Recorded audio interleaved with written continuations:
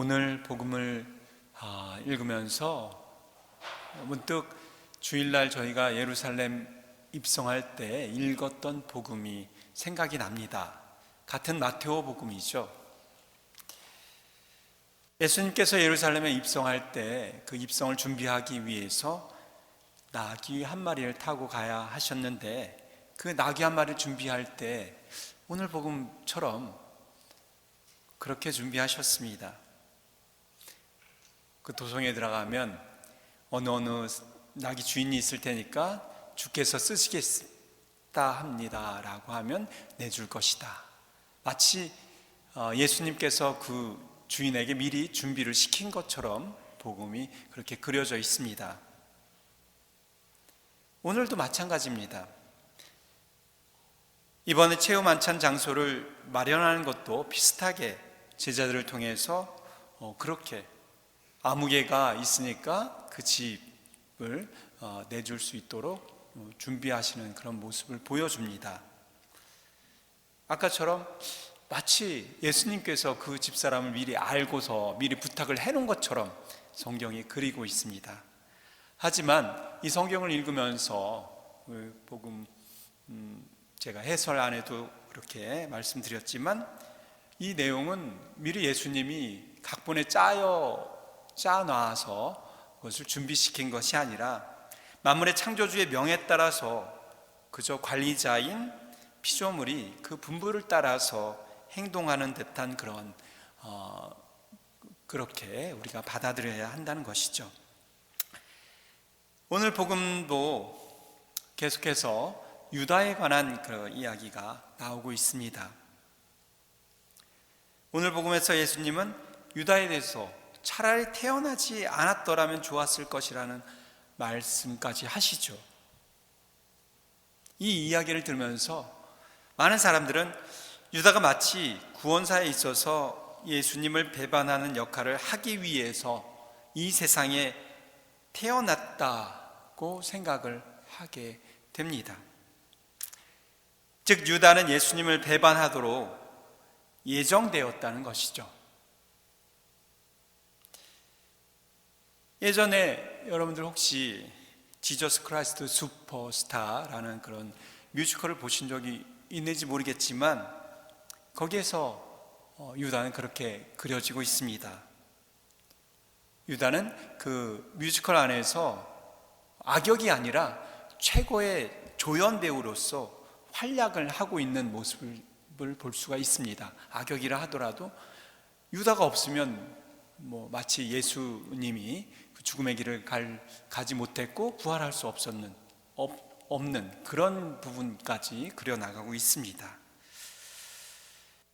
만약 그렇다면 유다는 하느님께서 예수님의 순환과 죽음 그리고 부활을 통해서 이루신 구원사에 있어서 어쩌면 꼭 필요한 역할을 했다고 할 수 있고, 그러면 창조주 하느님의 의도대로 본인 의지와는 상관없이 주님께서 쓰신다고 하시니까 나는 원하지 않았지만 그 명을 따른 것처럼 우리가 생각할 수가 있죠.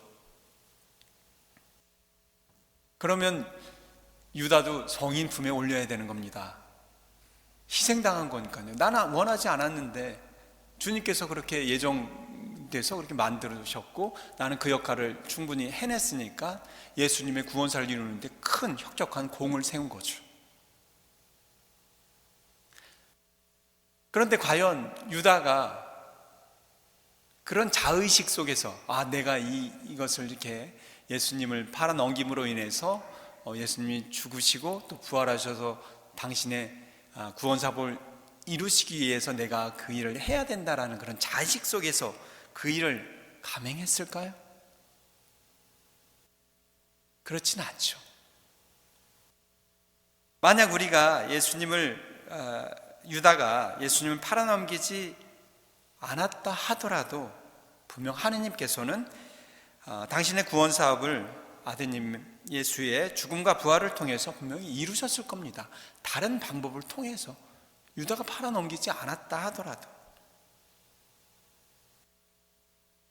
그래서 요한복음사가는 예수님이 빵을 적셔 줄 때 사탄이 그에게 완전히 들어갔다라고 표현한 것이고, 오늘 결과론적으로 보면 어쩌면 예수님도 차라리 태어나지 않았다면 좋았을 것이다 라고 말씀을 한 것이죠. 성모 마리아가 천사의 알림에 온전한 자유의지로 말씀하신 대로 그대로 내게 이루어지소서라고 라는 응답으로 선택을 하였듯이 유다도 그런 자신의 선택을 한 것입니다. 레지오 마리아 안에서 그런 거 있죠. 하나님께서는 성모님을 통하지 않고서는 구원을 이루지 않으셨다.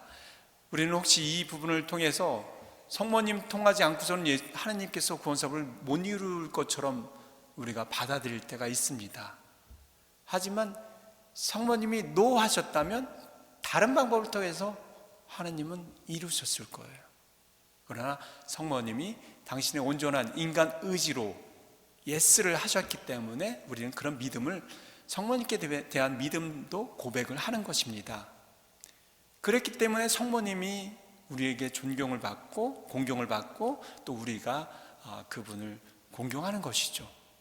만약에 성모님도 하나님께서 성모님을 선택해서 성모님이 예수님의 어머니로 살 것으로 예정돼 있었다면 성모님의 인간적인 어떤 의지와 또 인간적인 그 위대함은 없다라고 할 수 있겠죠. 마찬가지로 유다도 그렇게 봐야 될 거라 생각이 됩니다. 바로 그 한순간의 선택이 그 일생을, 아니 그의 영혼을 가름하는 것이죠. 우리들 또한 살아가면서 선택을 해야 될 순간들이 많이 있습니다. 어느 누구도 자신의 과거로부터 자유로울 수는 없죠. 그 과거의 선택이 지금의 우리 자신을 만들게 한 것입니다.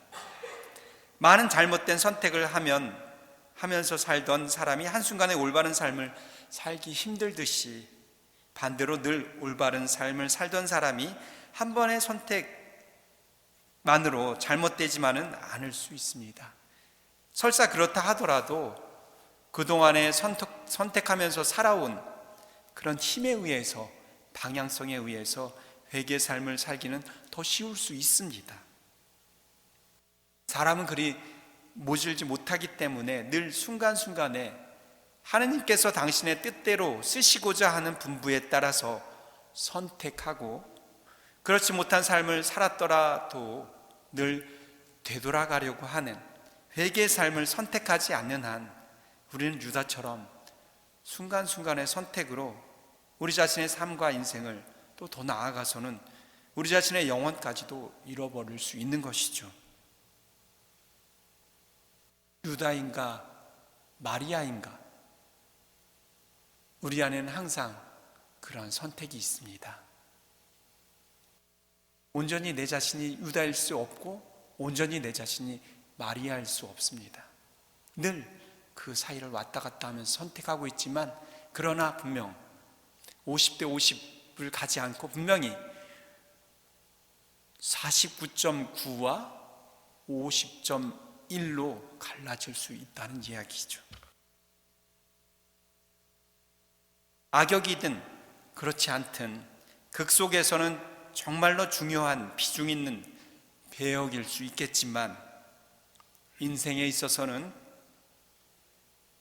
하나님 연출, 우리의 인생사에서는 늘 주님께서 쓰시겠다고 하는 것이 무엇인지 곰곰이 헤아리면서 그 역할을 해야 한다는 것을 우리는 잊지 말아야 합니다.